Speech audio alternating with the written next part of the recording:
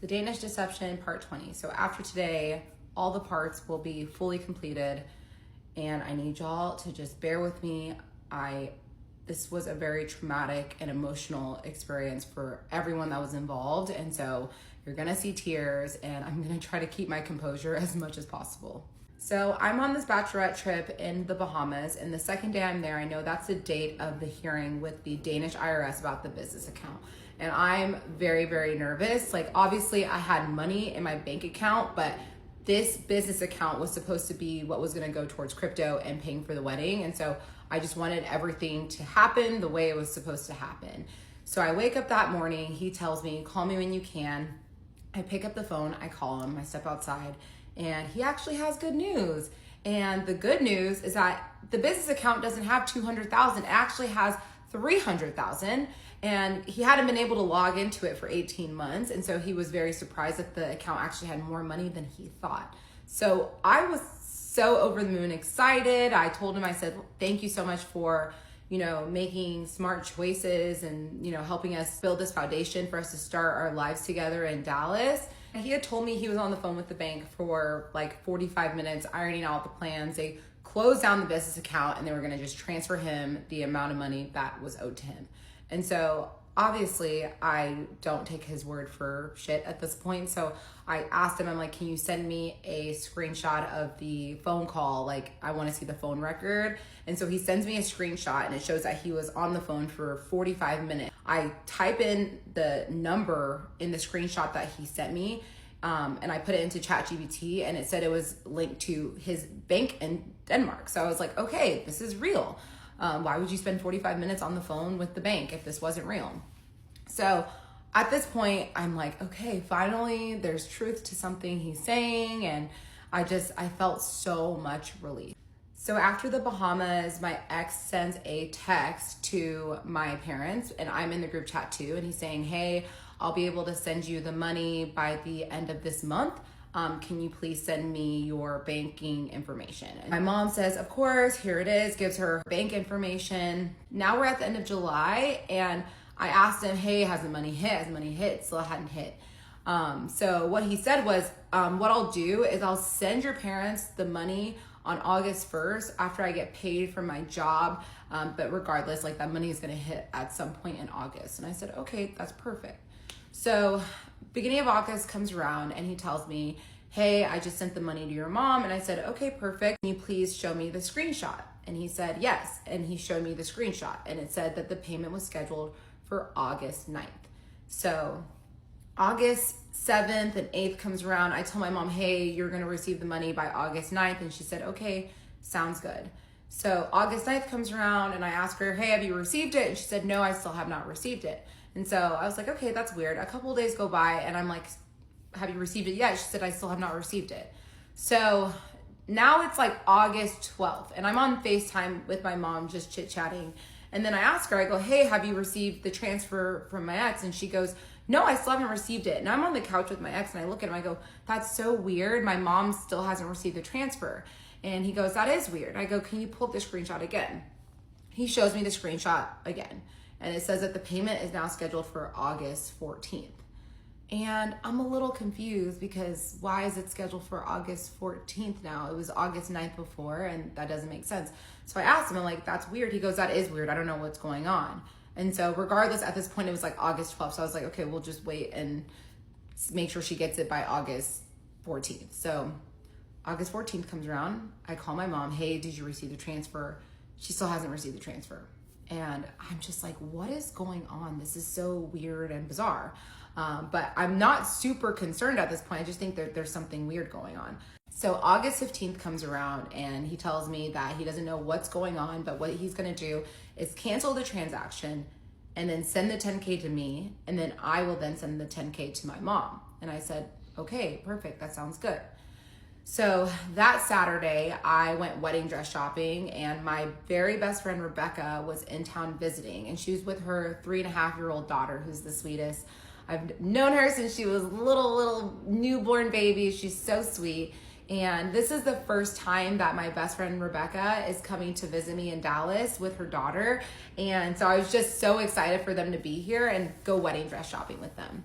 So we go wedding dress shopping on a Saturday, and my ex had told me that his mom wanted to pay for the wedding dress, and I was like, are you sure? He said, absolutely. Her birthday was actually the day before I went to go wedding dress shopping. And so he's like, I don't want to call her like on her birthday to ask her for money for your wedding dress, even though she's the one that brought this up and said she wants to pay for it.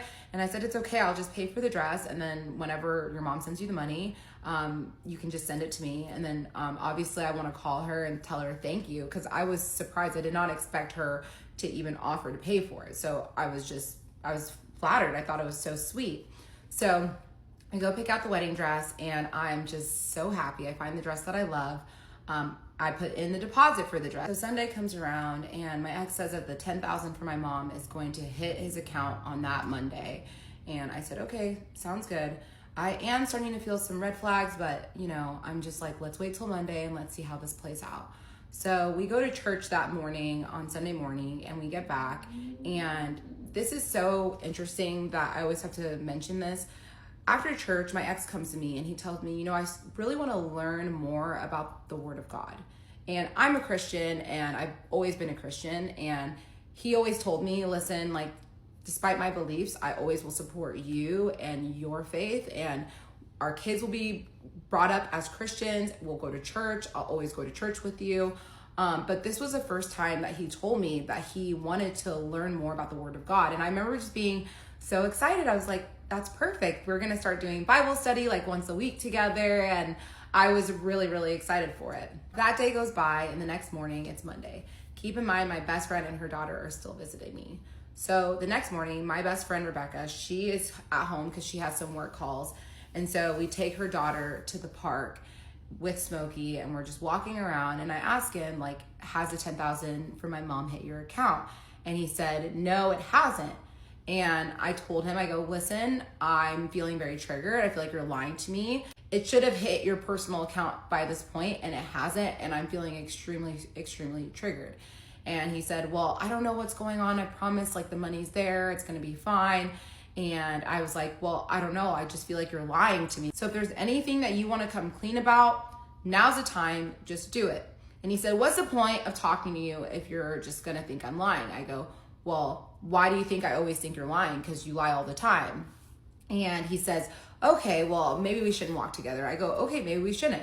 So he walks back to the car, and I walk my friend's daughter with my dog, and I just like walk away, and we walk for a while, and then we go back to the car, and he's in the car talking to his mom. And as soon as I get in the car, he gets off the phone with his mom. And I was fully planning on telling her thank you for the wedding dress. And I thought it was weird that he hung up really quickly. And so that's another red flag. So we get home, and obviously we're fighting. I feel like he's lying to me. He's upset that I'm not believing him. And he ends up leaving the house because he's like, I'm going to go to Costco. So while he's in Costco, obviously I'm just spiraling. And this is the moment where it hits me. I'm like, what if everything's a lie? And I don't know why, like, my subconscious has been thinking this all along, but this is the first time I fully am asking myself this question. And so I'm laying in my bed, and I start playing with the app Revolut, and I start looking at it. And that's the app that he sent the money to my mom. And obviously he sent me screenshots. I sent the screenshot to my mom to verify it's going to be hitting on August 14th. And so I start playing around with the app, and I just, I wanted to see what it would be like if I wanted to send a big payment. And the way Revolut works is you have to load the money into Revolut before you can send it to anyone. So I'm just playing around with it, and I do a test transaction, and I'm trying to send $10,000 even though I don't have 10K in Revolut to send. So I click schedule payment, and I put just whatever date, and I see the next page, which is the review page.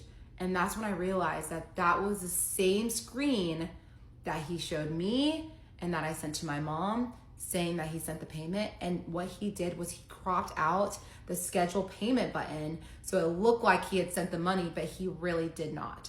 So at this point, my entire body is shaking, and he gets back from Costco, and I can't say anything because my best friend and her daughter are staying with us. So I'm trying to keep it chill, and keep in mind, this friend does not know anything that's going on. So after we unload the groceries, he's like, I'm gonna go upstairs and change and get ready for the gym. So I follow him upstairs, and I ask him, I said, I'm gonna ask you one question. Did you send that money to my mom? And he said, of course I did. I go, I'm gonna ask you again. did you send that money to my mom? And he said, yes. And I pull up the screenshot that he sent me, and then I go back to Revolut and I show him the exact same screenshot where he cropped the schedule payment button on the review page. And he said, our screens are different because I'm using a version from Denmark and you're using a version from the US. I go, you're using your US phone. So at this point, his lies are just getting bad. I'm like, you're lying about everything. I go, let's have a chat and let's let all of this come to light and be done with it. And he said, I don't have time for this. I don't want to listen to this. And then he storms out of the house. And I will continue on in part 21.